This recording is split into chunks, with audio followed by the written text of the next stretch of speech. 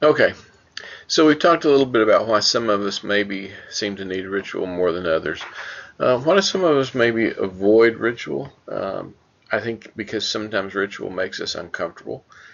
Sometimes it causes us to face things that we don't want to face. If you just think about some of our basic rituals, they bring us face to face with change, maybe more than anything, like a funeral or a wedding. And a lot of times we are just more prone to run away from those things than we are to face them.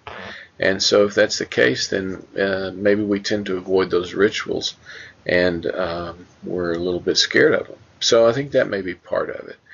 Some of us also may avoid rituals because they not only confront us with change, but um, not only in an emotional way, but they kind of signify that our life is going to be different after that. And we kind of think that if we don't do it, it won't happen. It's kind of like that idea that a lot of men are guilty of as we get older, especially that if we don't go to the doctor, we'll never have anything wrong with us, and it's kind of stupid. So it's like I can have high blood pressure for years and years and years, but if I just don't go to the doctor and figure it out, then I just live as if I'm fine.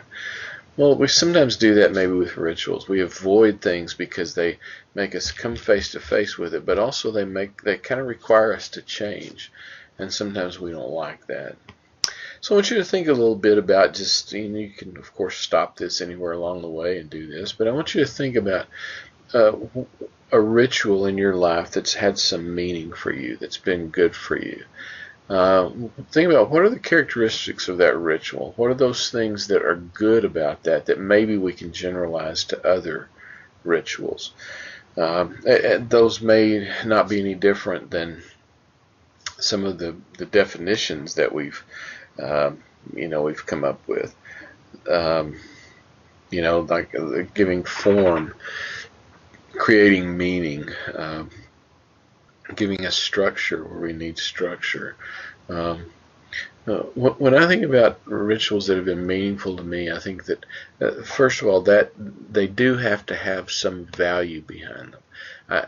Empty ritual is something that I really don't like. So if there's something that's really meaningful to me though, and there's a ritual associated with it, that helps me. And then also in places that kind of give structure where otherwise it might be chaotic. Like a funeral. A funeral does that. And as much as we dislike the idea of funerals, they do those things for us. They give us some structure and some ability to kind of face something that might be hard to face otherwise. So take a minute, think about for yourself what's a ritual that's been meaningful to you. What do you think are the characteristics of that? Now let's talk about two basic types of rituals, come from three different places, and then they happen in two different contexts. This is not terribly complicated, but I think it'll help you kind of see how maybe we can think about rituals in two different places in a few different ways.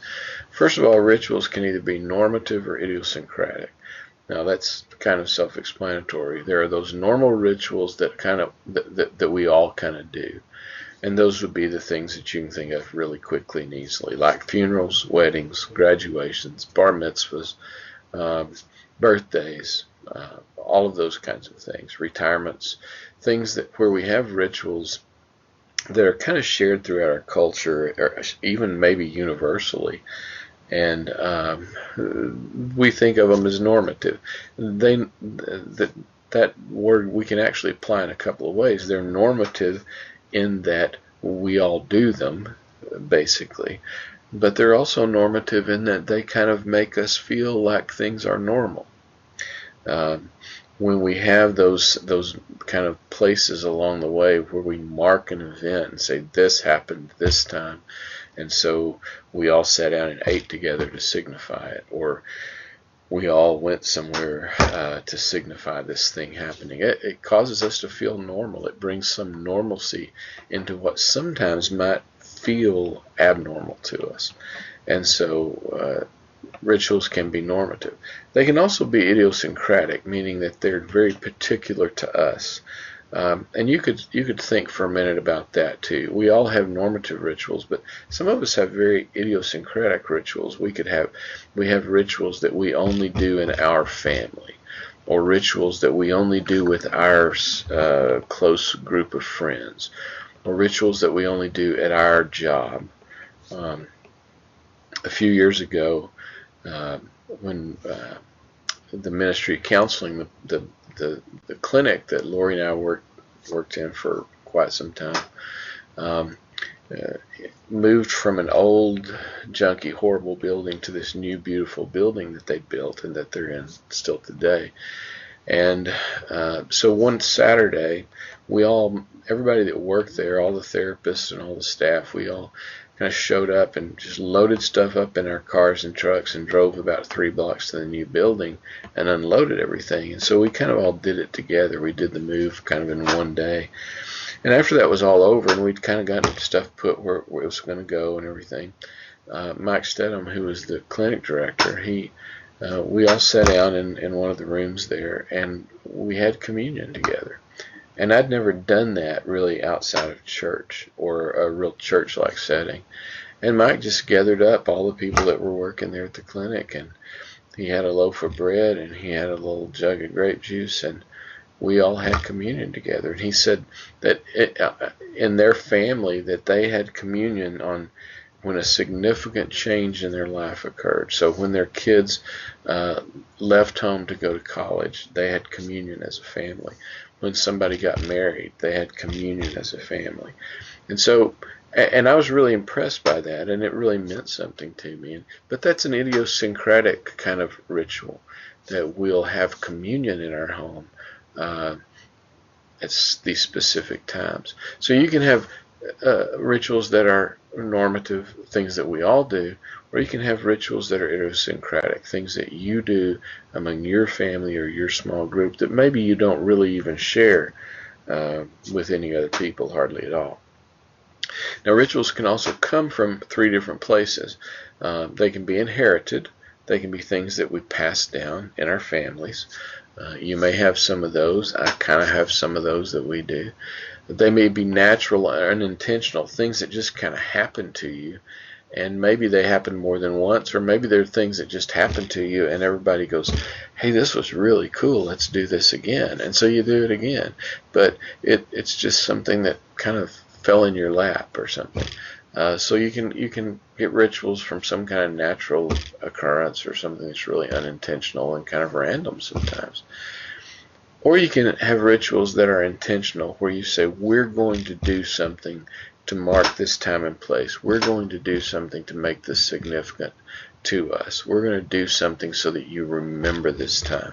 So we can be very intentional about something. And that could be something like moving to a new building, or changing jobs, or all kinds of different stuff. So they can be 2 different types, normative and idiosyncratic. They can come from 3 different places, either being inherited or natural or intentional. And then they can come in 2 different contexts. In vitro, meaning they kind of happen in normal life. And then therapeutic, meaning these might be rituals that we actually employ intentionally within a therapeutic setting to try to help somebody with something. Okay, all of these are good. They can all be good. They can all be very helpful. But we can use ritual in an in vitro kind of setting, or we can actually use ritual in therapy, or we can kind of blend that so that in therapy we help people learn to use in vitro rituals. Like we have people construct rituals and do them for themselves and create things within their family, for example, that become something that's intentional or even inherited or normative for them. So we can create rituals that are either just kind of normal in that they make our family feel like a family or something like that. We can also use rituals to help people deal with problems. And so we'll continue to talk about that just a bit. Now, before we do this one, we'll take a quick break and we'll wrap this video up and start another one.